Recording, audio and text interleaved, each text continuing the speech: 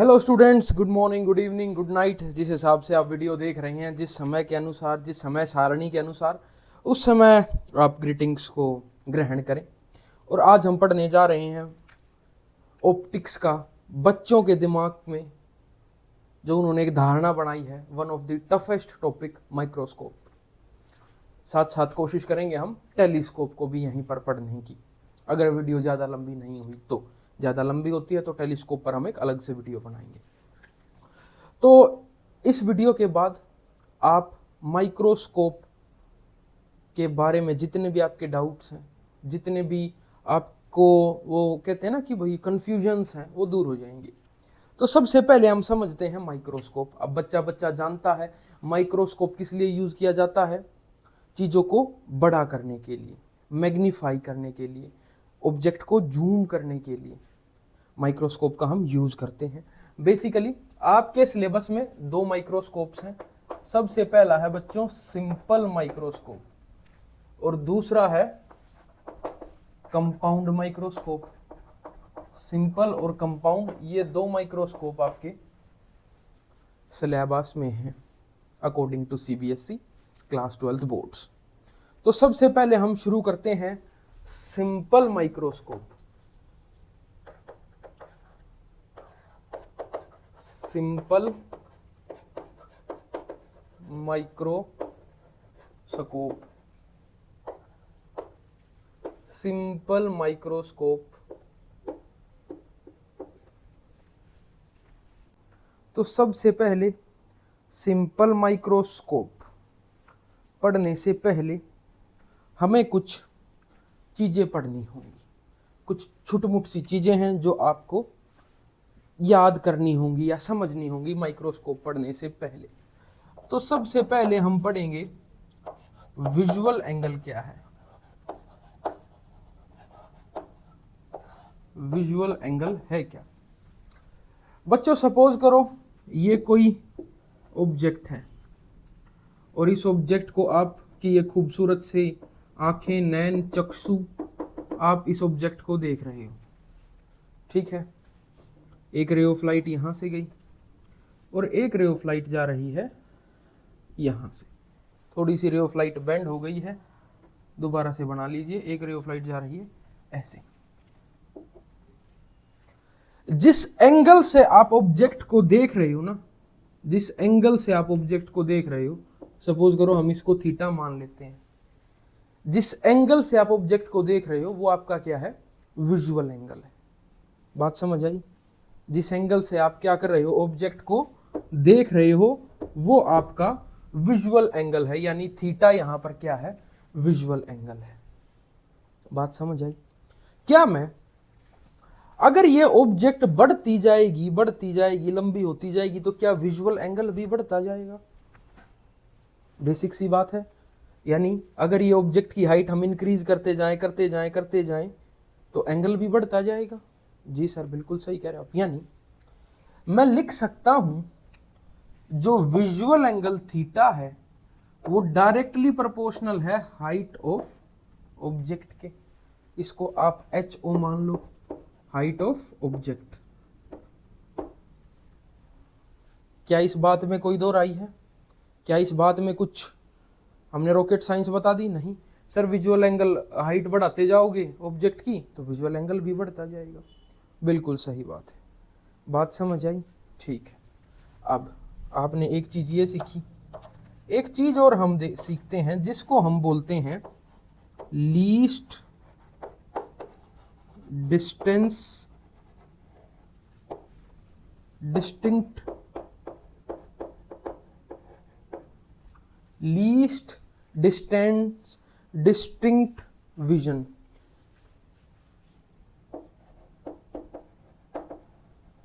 Least distance of distinct vision, जिसको हम represent करते हैं D से।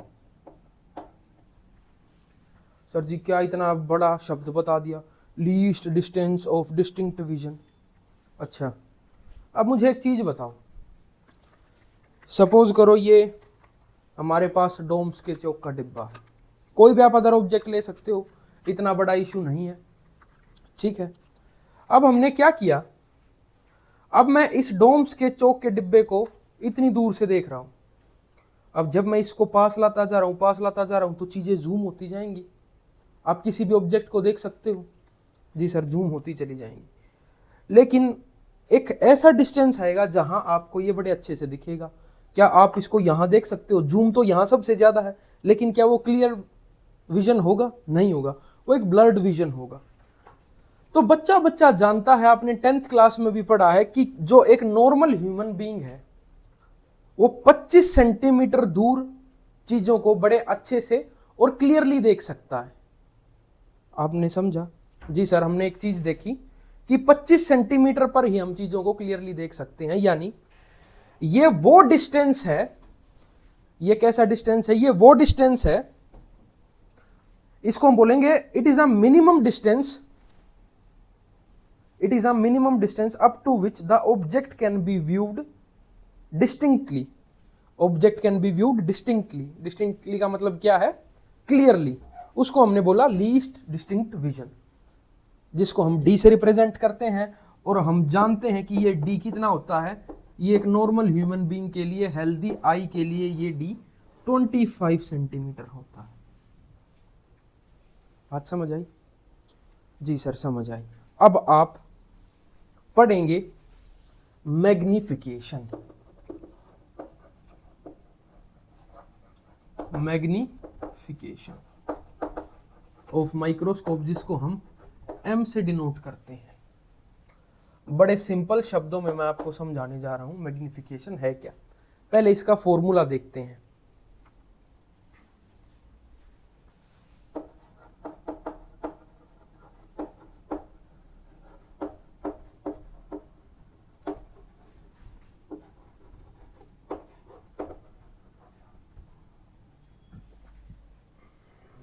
थोड़ा सा हमें इसको इधर लिखना होगा, ज्यादा उधर चला गया है ये।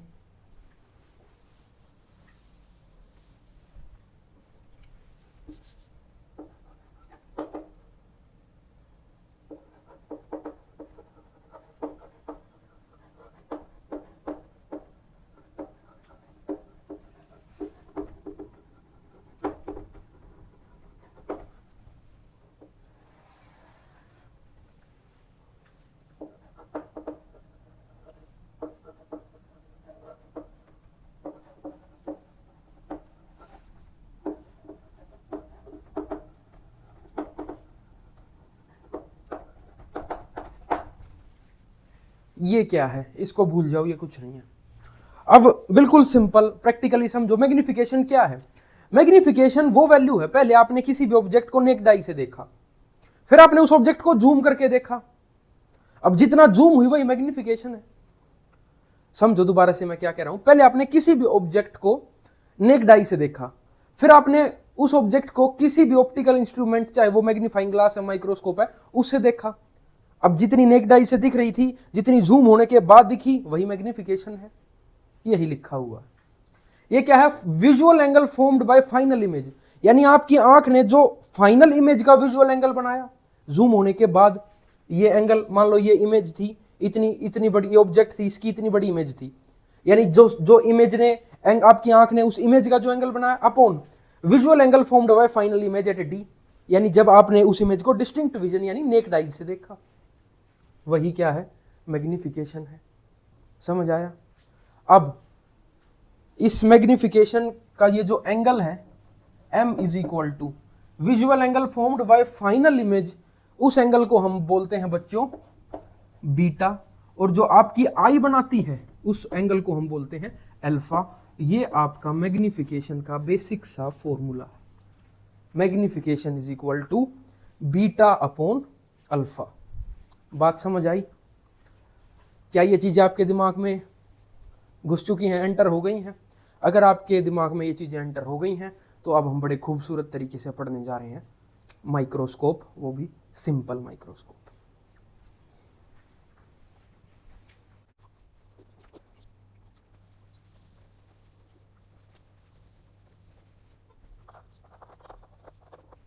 Simple microscope. पहले इसको प्रैक्टिकली फील करो आप, जो आपके आसपास चीजें हैं, फिर हम इसको थ्योरेटिकली पढ़ेंगे। बच्चों सिंपल माइक्रोस्कोप कुछ भी नहीं है। वो जो आपने हो सकता है बचपन में आपने ट्राई किया हो या नहीं, मैग्नीफाइंग ग्लास जो होता है ना, जो चीज़ों को जूम करके दिखाता है, मूवीज़ में भी आपने देखा होगा। देखो ये जिसकी इमेज आपको दिख रही है कुछ इस तरीके का है। ये बेसिकली क्या है, ये सिंपल माइक्रोस्कोप का ही एक मॉडल है। ये सिंपल माइक्रोस्कोप है जो आपको चीज़ों को जूम करके दिखाता है, बस, और कुछ नहीं है। पहले आपने नेक्ड आई से देख रहे हो, फिर आपने इस माइक्रोस्कोप को लगा के, इस मैग्नीफाइंग ग्लास को लगा के देखा, और फिर आपको चीज़ें क्या दिखती हैं, जूम होके आपको चीज़ें दिखाई देती हैं। बात समझ आई? तो बेसिकली सिंपल माइक्रोस्कोप कुछ नहीं, एक क्या है, एक कन्वेक्स लेंस है। एक कैसा लेंस है? कन्वेक्स लेंस है। ये एक कन्वेक्स लेंस हमारे पास है, ठीक है। इसको हम बोलते हैं, अभी कुछ मत बोलो, इसको बाद में ही बोलेंगे जो बोलना है, ठीक है। अब बच्चा जानता है ये इस कन्वेक्स लेंस का ऑप्टिकल सेंटर है, और यहां कहीं इसका क्या होगा, फोकस होगा। ज्यादा नेमिंग करने की हमें जरूरत नहीं है। हमने क्या किया बच्चों, इसके सामने एक ऑब्जेक्ट रखी। अगर बुक पेंसिल है तो ऑब्जेक्ट रखी, अगर कोई मेल चीज रखी है, रिमोट वगैरह है, बैग है, और लाठी है, लाठी तो खैर फीमेल होगी, डंडा है, तो वो रखा। तो हमने इसके सामने एक ऑब्जेक्ट रखी, मैं रखी बोलता हूं, जिसकी हाइट ली हमने HO, हाइट ऑफ ऑब्जेक्ट, ठीक है। अब हुआ क्या, हुआ ये कि एक रे प्रिंसिपल एक्सिस के पैरेलल जाएगी और फोकस से पास होती हुई चली जाएगी। ये बात इस ब्रह्मांड में बच्चा जानता है? जी सर, जानते हैं। अब दूसरी ray of light optical centre से पास हुई और सीधी चली जाएगी। ये भी बच्चा जानता है। और एक और बात जो बच्चा यहां जानता है, पहचानता है, वो क्या है कि ये दोनों रेज कैसी रेज हैं, डाइवर्जिंग रेज हैं। कैसी रेज हैं? डाइवर्जिंग रेज हैं, जो कभी भी नहीं मिलेंगी। तो हमने इनका मिलन कराने के लिए हम इनको क्या करते हैं बच्चों, बचपन से यही करते आ रहे हैं, हम इनको पीछे एक्सटेंड करते हैं। पीछे हमने इनको यहां कहीं एक्सटेंड किया, और यहां कहीं इनकी क्या बनी, ये एक इमेज बनी, जिसकी हमने हाइट मानी HI। बात समझ आई? और आप इसको कहां से देख रहे हो, आपके खूबसूरत नैन कहां पर हैं? ये आपके खूबसूरत नैन हैं, ये आपकी आई है। कोई दिक्कत परेशानी? एक एक स्टेप को हम आसानी से करते हुए चल रहे हैं, ठीक है। हमने अब द मोस्ट क्रूशियल पॉइंट और सबसे प्रैक्टिकल पॉइंट जो है, मुझे एक बात बताओ, जब हमने मैग्निफिकेशन पढ़ा था, कहां, यहां लिखते हैं, हमने मैग्निफिकेशन में पढ़ा था कि मैग्निफिकेशन क्या है, magnification is equal to beta upon alpha. Beta upon alpha. Beta वो एंगल था जो आंख फाइनल इमेज का देख रही थी, और अल्फा वो एंगल था जो हमारी आंख बिना माइक्रोस्कोप के नेक्ड आइज से लीस्ट डिस्टिंक्ट विजन पर देख रही थी, यानी जब ऑब्जेक्ट डी पर रखी थी। बहुत ध्यान से समझना क्या कह रहा हूं मैं। बीटा तो वो एंगल था जब आंख फाइनल इमेज जब बनी किसी भी माइक्रोस्कोप से या किसी भी ऑप्टिकल इंस्ट्रूमेंट से जूम होकर जो इमेज बनी, वो बीटा एंगल था। और अल्फा एंगल कौन सा था? जो हमारी आंख नेक्ड आई से हम देख रहे थे जब ऑब्जेक्ट डी पर थी। यानी ये जो अल्फा है जो हम नेक्ड आई से देख रहे हैं, उसका किसी भी ऑप्टिकल इंस्ट्रूमेंट से कोई लेना देना नहीं है। ये जो हम केस पढ़ रहे हैं, ये हम कब पढ़ रहे हैं? जब हमें ऑब्जेक्ट बड़ी दिखाई दे रही है। अब ये ऑब्जेक्ट आपको नहीं दिखाई दे रही है, ऑब्जेक्ट की जगह आपको ये दिखाई दे रहा है जब लेंस प्रेजेंट है। सर नहीं समझ आया, नहीं समझ आया, दोबारा से समझाओ, दोबारा से समझो भाई। सपोज करो ये आपका डोम्स का चौक है, ये आपकी ऑब्जेक्ट है। बहुत ध्यान से समझो, इतना डिटेल और डीप में कोई नहीं बताएगा, ना कोई पेड बैच वाले बताएंगे, ना आपका कोई स्कूल टीचर बताएगा। हम फ्री में बता रहे हैं, सुन लो, समझ लो। ये डोम्स का चौक अभी लेंस नहीं है, मैं इसको देख रहा हूं भाई, बहुत अच्छा, बड़ा खूबसूरत दिख रहा है डोम्स का चौक, आपको अभी लेंस नहीं है, यानी लेंस नहीं है तो ये डोम्स का चौक मैं देख रहा हूं। तो वो एंगल कौन सा है? वो एंगल है सर अल्फा, यानी जब ऑब्जेक्ट लीस्ट डिस्टिंक्ट विजन पर है, डी पर है। ये अब क्या हुआ सर, अब यहां लेंस प्रकट हुआ और हम इधर से देख रहे हैं, जैसे ही लेंस प्रकट हुआ ये कितना बड़ा दिखेगा, मैं इसको जूम नहीं कर सकता तो ये आपको इतना बड़ा दिखने लग जाएगा, आपको ये नहीं दिखेगा, ये तो कुछ रह ही नहीं जाएगा। या इसको इस तरीके से समझो, जब आप बुक में कोई अक्षर देख रहे हो, नेक डाई से देख रहे हो, वो एंगल आपका अल्फा, फिर आपने क्या किया, आपने मैग्नीफाइंग ग्लास लिया, अब अक्षर तो वही है लेकिन आपको बड़े दिखाई दे रहे हैं, अक्षर तो वही है लेकिन बड़े दिखाई दे रहे हैं। क्या आपको छोटे बड़े दोनों अक्षर दिखाई दे रहे हैं? सपोज करो ये डोम्स लिखा हुआ, मैं मैग्नीफाइंग ग्लास से देखूंगा तो मुझे ये डोम्स जूम होकर ही तो दिखेगा, ऐसा तो नहीं है कि मुझे एक छोटा डोम्स दिख रहा है और एक बड़ा डोम्स दिख रहा है।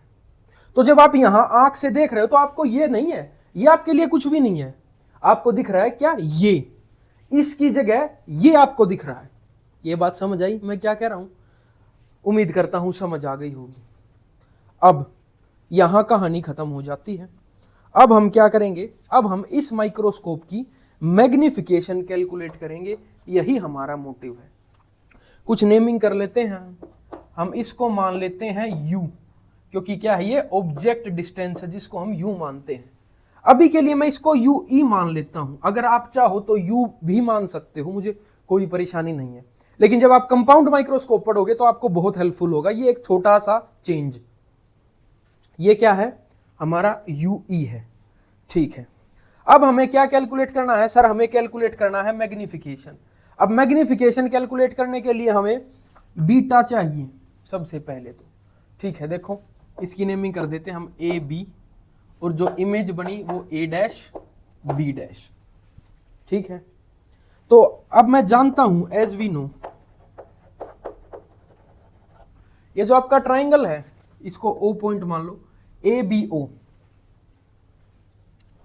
अच्छा, बीटा कैलकुलेट करने से पहले ये समझो बीटा है क्या, कौन सा एंगल है बीटा। अब इतना डिटेल में समझाने के बाद आप समझ गए होंगे, ये एंगल है क्या आपका बीटा, फाइनल इमेज आप जो देख रहे हो। और सर अल्फा, अल्फा का तो सर आपने अभी बताया माइक्रोस्कोप से कोई लेना देना है ही नहीं, तो वो कैसे निकलेगा सर, अभी बताएंगे, पहले बीटा निकालते हैं। तो देखो बीटा अगर मुझे निकालना तो ये ट्राइंगल ए बी ओ, अब बच्चा बच्चा जानता है 10 अल्फा इज इक्वल टू क्या होता है, परपेंडिकुलर अपॉन में बेस, परपेंडिकुलर अपॉन में बेस, ठीक है। अब हम ये भी जानते हैं as we know also know, alpha क्या है, वो बहुत स्मॉल है, एक्सट्रीमली स्मॉल है, एक्सट्रीमली स्मॉल एंगल है अल्फा। तो अगर अल्फा एक्सट्रीमली स्मॉल है तो जो 10 अल्फा है, जो 10 अल्फा है वो अप्रोक्सीमेटली अल्फा के इक्वल हो जाएगा। ये क्या किया सर, ये मैथ वाले बच्चे समझेंगे। जब थीटा एक्सट्रीमली स्मॉल होता है तो उसके साथ ट्रिग्नोमेट्रिक कंपोनेंट कोई सा भी हो, साइन कोस्टेन कोई फर्क नहीं पड़ता, तो हम इसको 10 अल्फा को अप्रोक्सीमेटली हम अल्फा ही मान लेते हैं, ठीक है। तो alpha is equal to perpendicular क्या है सर, परपेंडिकुलर है ए बी अपॉन बेस क्या है सर, बेस है यू ई, इसको इक्वेशन 1 मान लेते हैं। यहां तक कोई दिक्कत परेशानी, कोई दिक्कत परेशानी नहीं, ठीक है। अब अल्फा तो आ गया सर हमारे पास, अब हम बात करते हैं एंगल बीटा की। एंगल बीटा समझो, देखो सपोज करो ये क्या है, हमारी हाइट ऑफ ऑब्जेक्ट है, हमारी ऑब्जेक्ट है ये, जिसको हमने नाम दिया है ए बी, और यहाँ कहीं आप लोगों की खूबसूरत नैन है, यहाँ से आप देख रहे हो, और ये क्या है, ये है सर जी अल्फा। और ये डिस्टेंस कितने डिस्टेंस पर रखी होगी सर, ये ऑब्जेक्ट आपने अब बताया था, ये कितने डिस्टेंस पर होगी, डी पर होगी, डिस्टिंक्ट विजन। तो क्या मैं यहां से ऐसे ही, क्या मैंने कुछ गलती कर दी, हाँ ये अल्फा नहीं बच्चों, बीटा, बीटा निकाल रहे हैं ना, बीटा, बीटा एंगल मैंने मेंशन भी कर रखा, यहां गलत लिख दिया था, ठीक है। इस अल्फा का तो माइक्रोस्कोप से कोई लेना देना है ही नहीं, तो हम यहां लिख सकते हैं 10 अल्फा जो अप्रोक्सीमेटली अल्फा के इक्वल है परपेंडिकुलर अपॉन बेस, यानी height of object upon D, इसको हम इक्वेशन नंबर 2 मान लेते हैं। ठीक है, अब एज फ्रॉम 1 एंड 2 हमारे पास जो मैग्निफिकेशन आ गई m is equal to beta upon alpha, यानी A B upon U E upon H O. H O को मैं ए बी लिख सकता हूं, ये ए बी को मैं एच ओ लिख सकता हूं, बात एक ही है। A B upon D, A B से ए बी कैंसल, मैग्निफिकेशन यानी m इज इक्वल टू मेरे पास क्या आ गई d अपॉन यू ई। ये सिंपल माइक्रोस्कोप की क्या है, मैग्निफिकेशन है। आप इसको फटाफट से नोट करो।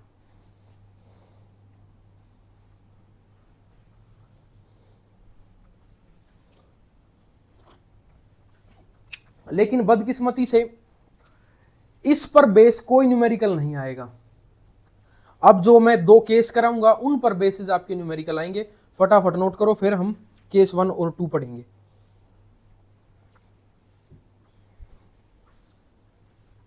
केस 1,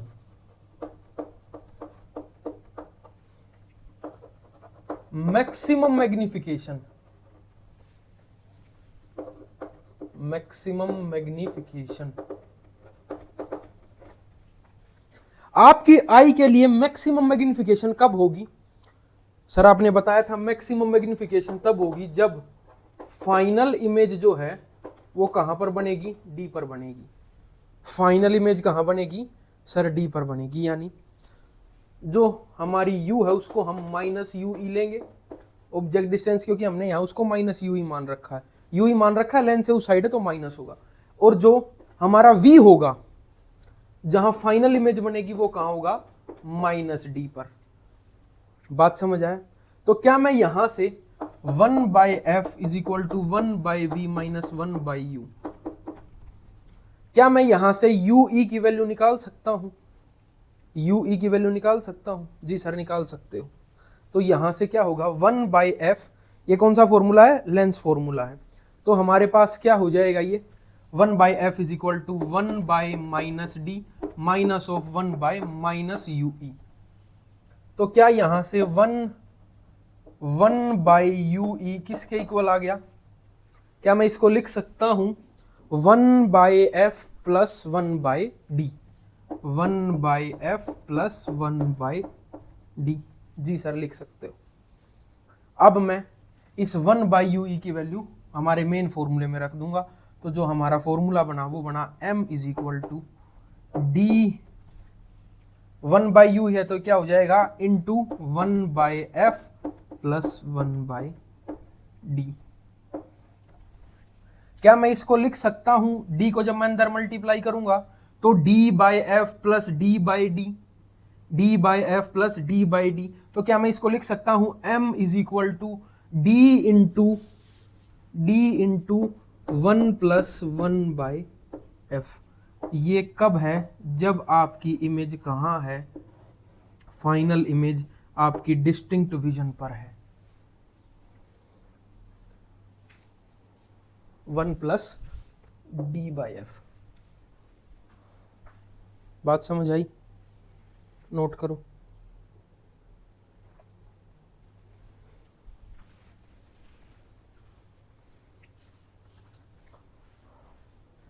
ये आपका सिंपल माइक्रोस्कोप है, समझ आया? अब हम दूसरे केस पर बढ़ते हैं। पहला केस क्या था सर जी? पहला केस था मैक्सिमम मैग्निफिकेशन। अब दूसरा केस होगा सर मिनिमम मैग्निफिकेशन। बहुत बढ़िया।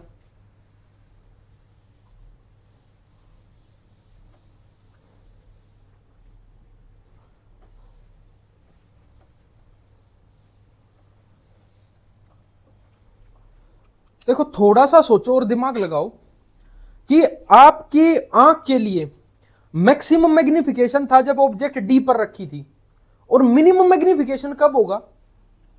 थोड़ा सा सोचो, दिमाग पर जोर लगाओ। सर क्या कह रहे हो, समझ नहीं आया। मैं ये कह रहा हूं जब आपने कोई भी ऑब्जेक्ट ली, मैक्सिमम मैग्निफिकेशन कब था? जब ऑब्जेक्ट 25 सेंटीमीटर पर थी। यानी 25 सेंटीमीटर पर आपकी जो आंख है वो क्लियर देख सकती है और मैक्सिमम मैग्नीफाइड क्लियर इमेज देखती है। और मिनिमम मैग्निफिकेशन यानी दिख तो रही है लेकिन साफ नहीं दिख रहा, वो कहां होगा? जो फाइनल इमेज कहाँ होगी? तो कुछ बच्चों ने गेस किया होगा सर इन्फिनिटी। बहुत अच्छे। किस किस ने गेस कर लिया था कमेंट बॉक्स में बताना। यानी आपकी आंख जहां तक दिखता है वहां तक देख सकती है, वो बात अलग है, उसको क्लियर नहीं दिखाई देता। ठीक, अब आपको पता है यहां से अगर सीधा रोड है तो चार चार कह रहा हूं 400-500 मीटर दूर भी आपको दिखेगा कोई इंसान खड़ा है, लेकिन हमें नहीं पता वो इंसान है कौन। तो इसीलिए हम उसको बोलते हैं मिनिमम मैग्निफिकेशन। और बुक में इस केस नंबर 2 को बोला गया है नॉर्मल एडजस्टमेंट। अगर आपके बोर्ड में आए तो आप नॉर्मल एडजस्टमेंट लिखना, लिख मिनिमम मैग्निफिकेशन भी सकते हो, ऐसी कोई मनाही नहीं है। लेकिन अगर आप केस 2 में नॉर्मल एडजस्टमेंट लिखोगे तो बोर्ड एग्जामिनर को लगेगा कि आपको नॉलेज है। पढ़ते हैं केस 2।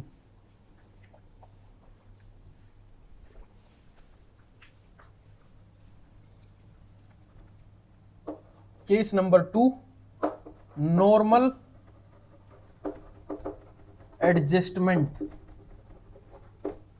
नॉर्मल एडजस्टमेंट में फाइनल इमेज कहां होगी?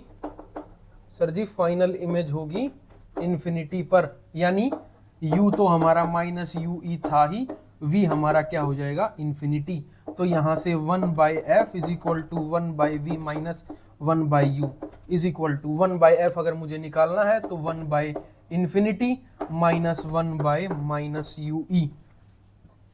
तो क्या मैं इसको लिख सकता हूं 1/f is equal to 1/ue।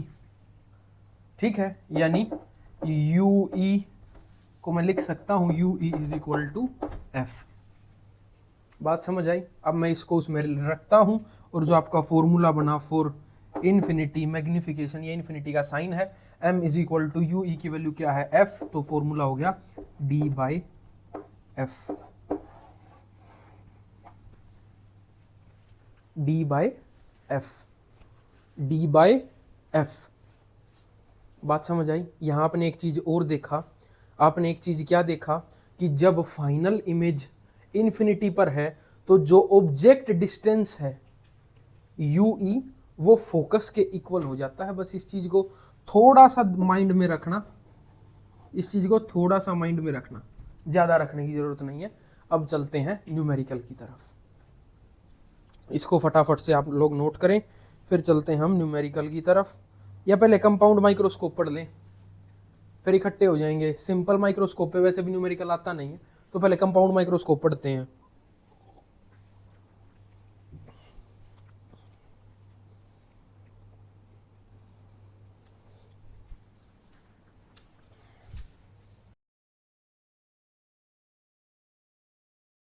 बच्चों कंपाउंड माइक्रोस्कोप, वैसे तो जो मॉडर्न डेज के माइक्रोस्कोप हैं उनमें बहुत सारे लेंसेज यूज किए जाते हैं, 8-8, 9 लेंसेज यूज किए जाते हैं, लेकिन लकीली आपको सिर्फ 2 ही लेंस पढ़ने हैं और हद आसान टॉपिक है ये कंपाउंड माइक्रोस्कोप। तो फटाफट बनाते हैं हम क्या करेंगे? पहले हमने एक छोटा लेंस लिया,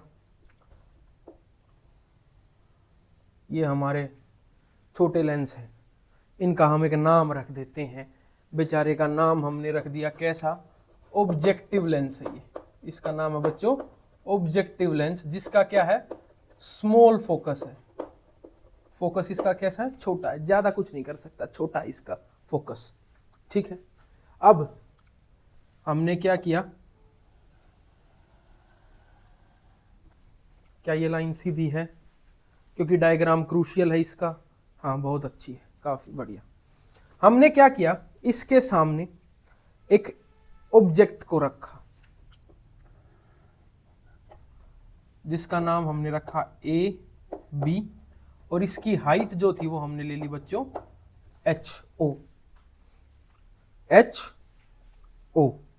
ठीक है, अब हम क्या करेंगे? एक रे ऑफ लाइट सी दी गई और कहां से पास हो जाएगी? वो फोकस से पास हो जाएगी। ठीक है, एक हमने ऑप्टिकल सेंटर से ली रे ऑफ लाइट। ठीक है, अब की बार हमने इसकी पोजीशनिंग ऐसी की कि ये जो दोनों रे ऑफ लाइट है, ये जो हमारी रे ऑफ लाइट है थोड़ी सी गलत बन गई, ये डाइवर्जिंग नहीं है। ये कैसी है? डाइवर्जिंग नहीं है। इसका फोकस क्या है? छोटा है फोकस। तो ये रे ऑफ लाइट कैसी है? डाइवर्जिंग नहीं है। तो ये कहाँ, यहीं यहाँ कहीं आकर मीट कर जाएंगी। ये क्या है, एफ ई, हम इसको एफ ओ, क्योंकि फोकस ऑफ ऑब्जेक्टिव लेंस।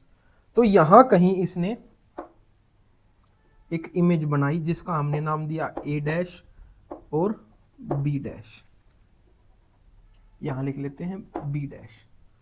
बात समझ आई? यहां हमने क्या बनाई है, इस पॉइंट पर थोड़ी सी रुको, टेढ़ी बन गई है ये, यहां ऐसे, ये ठीक है। एक यहां हमने पोजीशनिंग इस बार इस तरीके से की, आपने 10th में पढ़ा होगा ना कि कहाँ हम ऑब्जेक्ट को रखते हैं, कहाँ इमेज बनती है, तो वो 10th की चीजें हैं, उन पर हम नहीं जाएंगे। लेकिन इस बार हमने पोजीशनिंग ऐसी की कि ये इमेज यहां बन गई, ठीक है। अब हम इससे संतुष्ट हुए नहीं, मजा नहीं आया। इतनी सी तो थी, ये थोड़ा सा जूम करके दिखा दिया, क्या फर्क पड़ा। इससे अच्छा तो सिंपल माइक्रोस्कोप था, इतनी इमेज थी, उसको इतना बड़ा तो दिखा रहा था। इससे अच्छा तो हम इसको ऐसी पोजीशनिंग पे रखते कि इसकी इमेज पीछे बन जाती, पीछे बना मतलब क्या, हमें ये और बड़ी दिखाई देती। तो हमने क्या किया कि चलो भाई, इसने अपना काम कर दिया, ठीक है, इसने यहां इमेज बना दी। अब इस इमेज को और जूम करेगा, एक और हमारे लेंस, बड़ा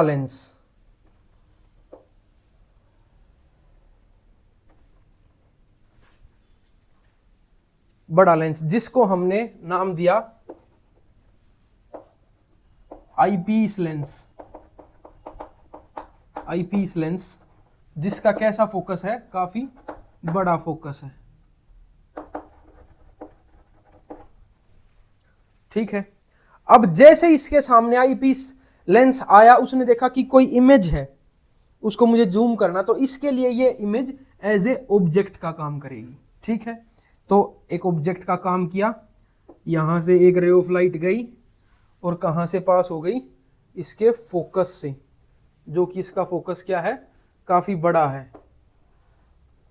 ये रहा इसका फोकस, जिसको हम नाम देते हैं F E, focus of eyepiece, ठीक है। दूसरी रे ऑफ लाइट इसके ऑप्टिकल सेंटर से पास हो गई।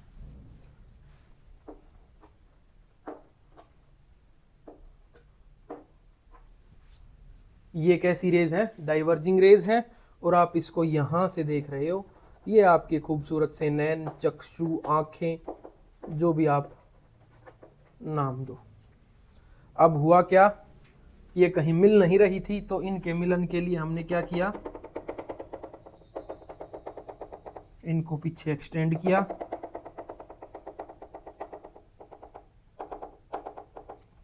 और यहां कहीं इनको थोड़ा सा और सीधा कर देते हैं, यहां कहीं इनको जो है हमने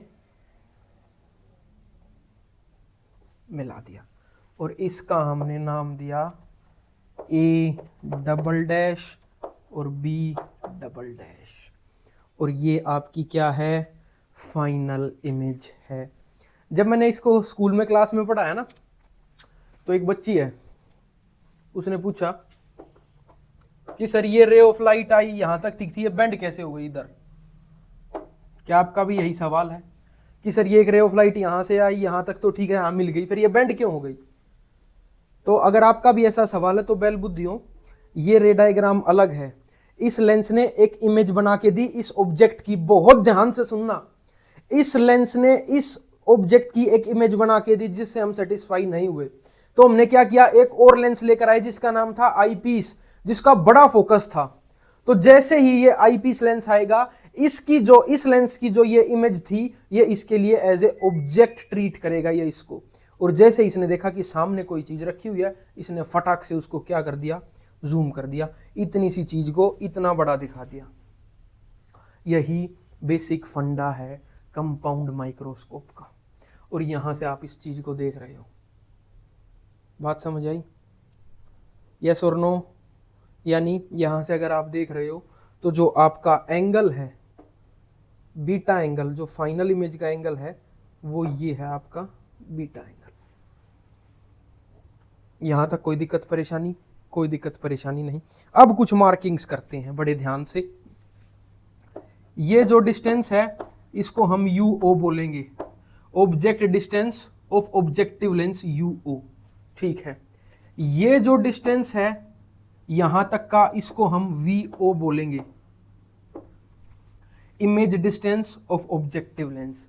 ठीक है, अब ये जो डिस्टेंस है इसको हम बोलेंगे UE, यानी object distance of eyepiece lens, object distance of eyepiece lens. ठीक है, और ये जो आपका डिस्टेंस है ये वाला, इसको हम बोलेंगे VE, image distance of eyepiece lens, image distance of eyepiece lens. अगर आपसे कोई पूछे लेंथ ऑफ माइक्रोस्कोप, तो दोनों लेंसेज के बीच जो डिस्टेंस है उसको हम बोलते हैं L, लेंथ ऑफ माइक्रोस्कोप। यहां तक कोई दिक्कत परेशानी इस डायग्राम में? बिल्कुल साफ सुथरा डायग्राम बना है, बहुत ही अच्छा भी लग रहा है, और इसको आप फटाफट बनाओ, पोज करके बनाओ जल्दी से।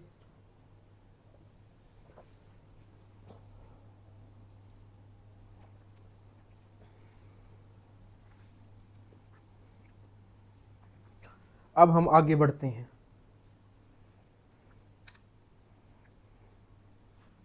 अब हमारा मोटिव क्या है? सर जी मोटिव तो बच्चा बच्चा जानता है, मोटिव है मैग्निफिकेशन को कैलकुलेट करना। हमें मैग्निफिकेशन निकालनी है, और मैग्निफिकेशन का फॉर्मूला होता है सर जी m = beta upon alpha, beta upon alpha. और इसका भी तरीका आपने बताया था भाई, tan बीटा जो अप्रोक्सीमेटली बीटा के इक्वल होगा, यानी beta = perpendicular upon base. Perpendicular क्या है सर जी? परपेंडिकुलर ये है, इधर ये रहा, यानी A double dash B upon base ये, यानी UE। सर बीटा आ गया, ठीक है 1 मान लो। अल्फा, सर अल्फा आपने बताया था, अल्फा का तो माइक्रोस्कोप या किसी भी ऑप्टिकल इंस्ट्रूमेंट से कुछ लेना देना है ही नहीं, तो हम पिछले में भी निकाल चुके हैं सर जी। अल्फा = अल्फा क्या होगा? A double dash B upon D, यही तो हमारा क्या होगा? अल्फा होगा। बात समझ आई? tan बीटा निकाला हमने, निकाला, tan अल्फा निकाला हमने, निकाला। tan अल्फा क्या है सर जी? tan अल्फा है हमारा A double dash upon D, या इसको हमने HO height of object upon D। बात सही है, इसको आप इक्वेशन नंबर 2 मान लो, जगह की कमी है इसीलिए। अब सर जी यहां एक परेशानी है,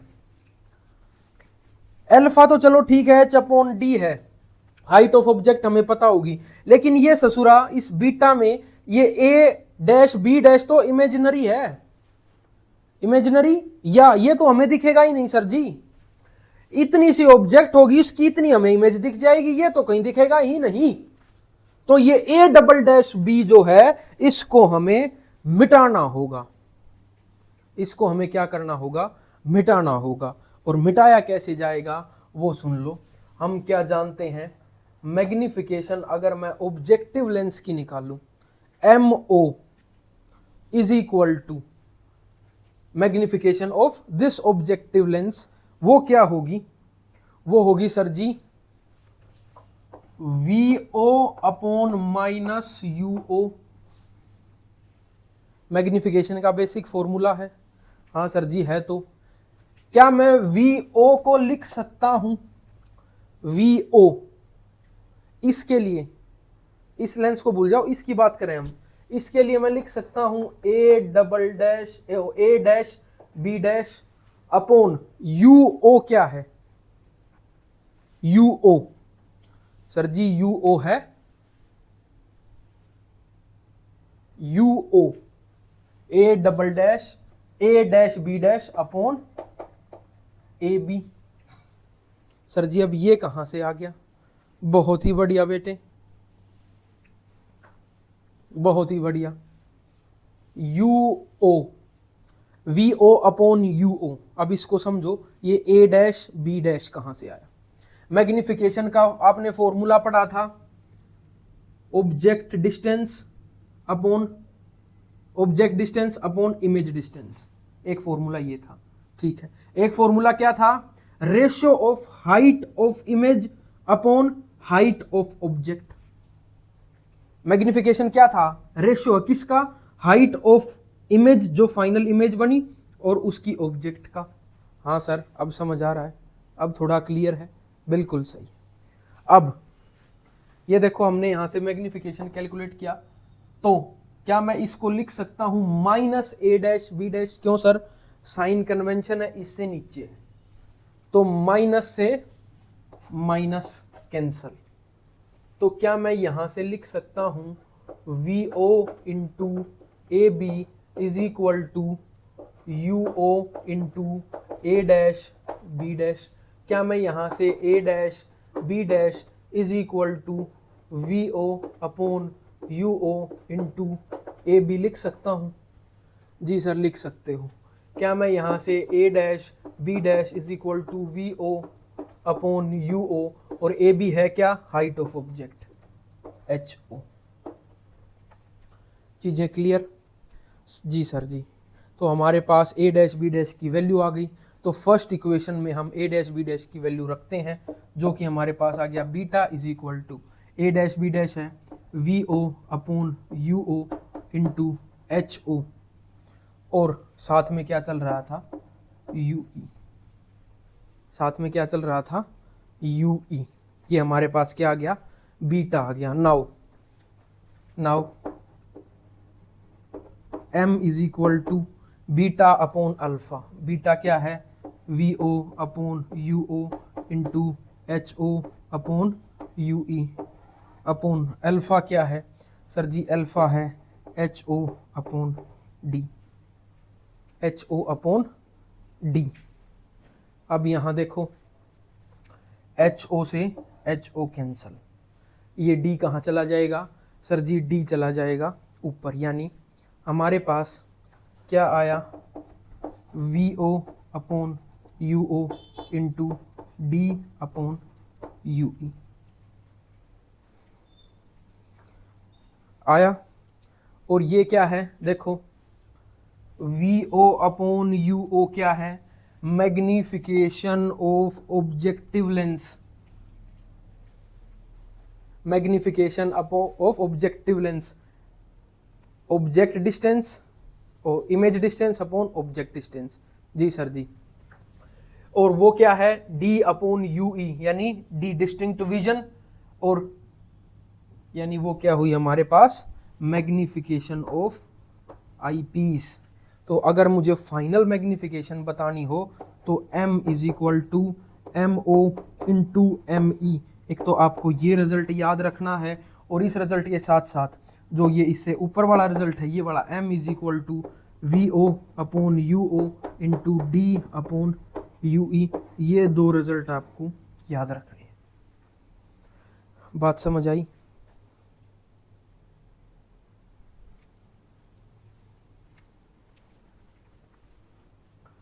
ये है बच्चों आपका कंपाउंड माइक्रोस्कोप, ठीक है।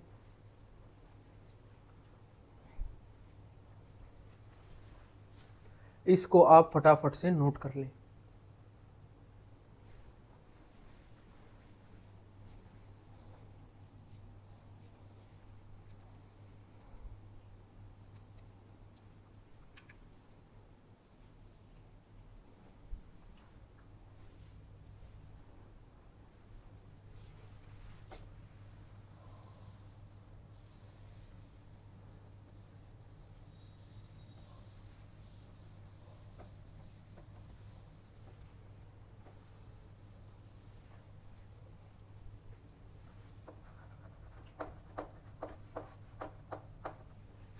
बच्चों केस 1 मैक्सिमम मैग्निफिकेशन।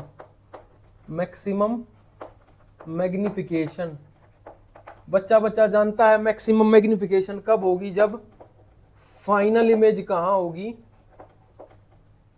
डी पर होगी, यानी u हमारे पास माइनस यू ई और v हमारे पास क्या हो? माइनस डी हो, तभी तो होगी मैक्सिमम मैग्निफिकेशन। और यहां हम f को क्या ले रहे हैं? f होगा फोकस ऑफ आई पीस, इसका बस ये फर्क है। तो मैं यहां से लिख सकता हूं 1/f F E is equal to 1 by V यानी 1 by minus D minus of 1 by U यानी 1 बाई माइनस यू ई। क्या मैं यहाँ से ये माइनस माइनस प्लस हो गया और ये जब उधर जाएगा तो ये माइनस प्लस हो जाएगा, तो 1 बाई यू ई क्या आ गया 1 by F plus 1 by D, यही आ गया। अब हम मैग्निफिकेशन के इस फॉर्मूले में हम यू ई की वैल्यू पुट करेंगे, तो देखो m is equal to V O upon U O into D into U E की वैल्यू हम पुट करेंगे जो हो जाएगी 1 by F plus 1 by D. अब देखो मैं इसको अंदर लेकर जाऊंगा d upon F plus D upon D, तो जो मेरे पास फॉर्मूला आ जाएगा वो क्या आ जाएगा एम डी यानी magnification at D V O upon U O into D into, या आप इसको ऐसे सीधा ऐसे लिख लो, into 1 plus D by F, ये आपके पास मैग्निफिकेशन आ जाएगी। ये एफ एफ ई है, एफ ई है, एफ ई है। ये था आपका केस 1।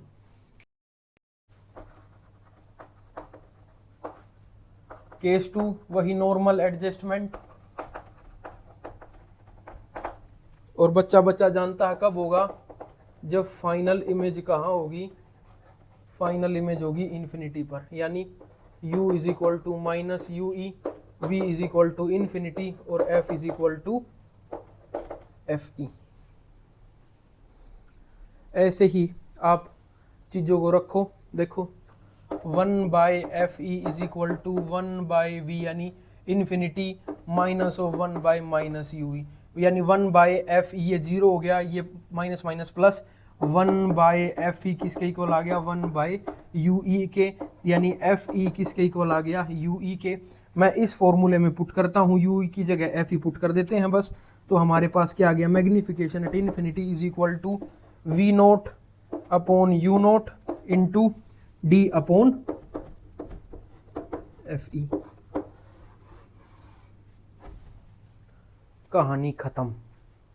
अगर न्यूमेरिकल्स चाहिए तो कमेंट कीजिए, न्यूमेरिकल्स आपके सामने पेश होंगे। ये थे आपके सिंपल माइक्रोस्कोप और कंपाउंड माइक्रोस्कोप।